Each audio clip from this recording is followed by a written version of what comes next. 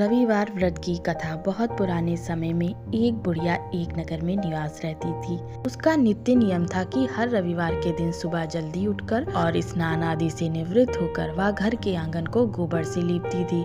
उसके बाद उसका नियम था कि पहले सूर्य भगवान की पूजा करती थी, तत्पश्चात भगवान को भोग लगाने के बाद ही भोजन करती थी। उसका जीवन यापन बहुत मजे से हो रहा था, क्योंकि सूर्य भगवान की कृपा से उसे कोई कष्ट नहीं था। बहुत ही कम समय में उसके ऊपर लक्ष्मी माता की कृपा हुई और उसने काफी धन अर्जित कर लिया। उसकी प्रगति देखकर उसकी पड़ोसन जल भुनकर राख हो गई। बुढ़िया के पास खुद की कोई गाय नहीं थी, इसलिए हर रविवार को अपने आंगन को लीपने के लिए वह अपने पड़ोसन के घर में आंगन में बंधी गाय का गोबर लाती थी। पड़ोसन ने उसे परेशान करने के लिए अपनी गाय को घर के अंदर बांध दिया, इसलिए बुढ़िया उस रविवार को अपने घर का आंगन लीप ना सकी। आंगन ना लीप पाने के कारण उस बुढ़िया ने सूर्य भगवान को भोग भी नहीं लगाया और उस दिन स्वयं भी भोजन नहीं किया। सूर्यास्त होने पर बुढ़िया भूखी प्यासी सो गई। रात्रि में सूर्य भगवान ने उसे स्वप्न दिए और व्रत ना करने तथा उन्हें भोग ना लगाने का कारण पूछा। बुढ़िया ने बहुत ही करुण स्वर में पड़ोसन के द्वारा घर के अंदर गाय बांधने और गोबर ना मिल पाने की बात बोली। सूर्य भगवान ने अपनी अनन्य भक्ति बुढ़िया की परेशानी का कारण जानकर उसके सब दुख दूर करते हुए कहा, हे माता, तुम प्रत्येक रविवार को मेरी पूजा और व्रत करती हो। मैं तुमसे अति प्रसन्न हूँ और तुम्हें ऐसी गाय प्रदान करता हूँ जो तुम्हारे घर आंगन को धन्य धान से भर देगी। तुम्हारी सभी मनोकामनाएं पूरी होंगी। रविवार का व्रत करने वालों की मैं सभी इच्छाएं पूरी करता हूँ। मेरा व्रत करने व कथा सुनने से बांझ स्त्रियों को पुत्र की प्राप्ति होती है, निर्धनों के घर में धन की वर्षा होती है, शारीरिक कष्ट दूर होते हैं। मेरा व्रत करते हुए प्राणी मोक्ष को प्राप्त करता है। स्वप्न में उस बुढ़िया को ऐसा वरदान देकर सूर्य भगवान अंतर्ध्यान हो गए। जब अगले दिन बुढ़िया सुबह उठी तो वह अपने घर में एक सुंदर सी गाय और बछड़े को देखकर आश्चर्यचकित रह गई। उसने जल्दी से गाय को अपने आंगन में बांधा और उसको चारा खिलाने लगी। जब पड़ोसन ने ये सब देखा तो उसकी जलन का तो कोई ठिकाना ही न रहा। तभी उसने देखा कि गाय ने सोने का गोबर किया।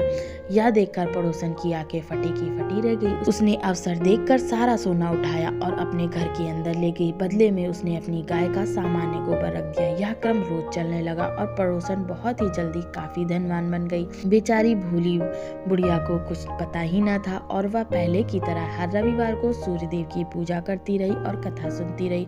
सूर्य भगवान को जब पड़ोसन की चालाकी का पता चला तो उन्होंने एक दिन तेज आंधी चलाई। आंधी का प्रकोप देखकर बुढ़िया ने अपनी गाय को घर के भीतर बांध दिया। अब पड़ोसन सोने का गोबर न ले जा सकी। सुबह उठकर बुढ़िया ने सोने का गोबर देखा तो बहुत आश्चर्य हुआ। उस दिन के बाद बुढ़िया गाय को घर के भीतर बांधने लगी। सोने के गोबर से कुछ ही दिनों में वह बुढ़िया बहुत धनी हो गई।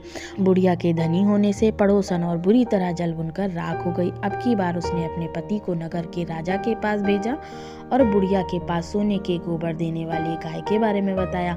राजा ने अपने सैनिक भेजकर बुढ़िया की गाय लाने का आदेश दे दिया। सैनिक बुढ़िया के घर पहुंचे। उस समय बुढ़िया सूर्य भगवान को भोग लगाकर स्वयं भोजन ग्रहण करने वाली थी। राजा के सैनिक जबरदस्ती गाय और बछड़े को महल की ओर ले चले। बुढ़िया ने प्रार्थना की, बहुत रोई चिल्लाई, लेकिन राजा के सैनिक नहीं माने। गाय व बछड़े के चले जाने से बुढ़िया को बहुत दुख हुआ। उस दिन उसने कुछ नहीं खाया और भूखी प्यासी सारी रात सूर्य भगवान से गाय व बछड़े के लौटने के लिए प्रार्थना करती रही। गाय देखकर राजा बहुत खुश हुआ। सुबह जब राजा ने सोने का गोबर देखा तो उसके आश्चर्य का ठिकाना न रहा।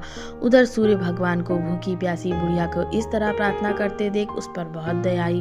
उसी रात सूर्य भगवान ने राजा को सपने में कहा, राजन, बुढ़िया की गाय व बछड़ा तुरंत लौटा दो, नहीं तो तुम पर विपत्तियों का पहाड़ टूट पड़ेगा, तुम्हारे राज्य में भूकंप आएगा, तुम्हारा महल नष्ट हो जाएगा। सूर्य भगवान के स्वप्न से बुरी तरह भयभीत राजा ने प्रातः उठते ही गाय और बछड़ा बुढ़िया को लौटा दिया। राजा ने अपनी तरफ से भी बहुत सा धन देकर बुढ़िया से अपनी गलती की क्षमा मांगी।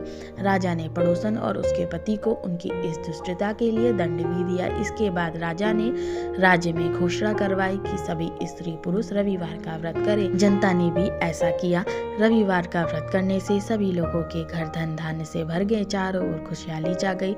सभी के शारीरिक कष्ट दूर हो गए। निसंतान स्त्रियों की गोद भर गई।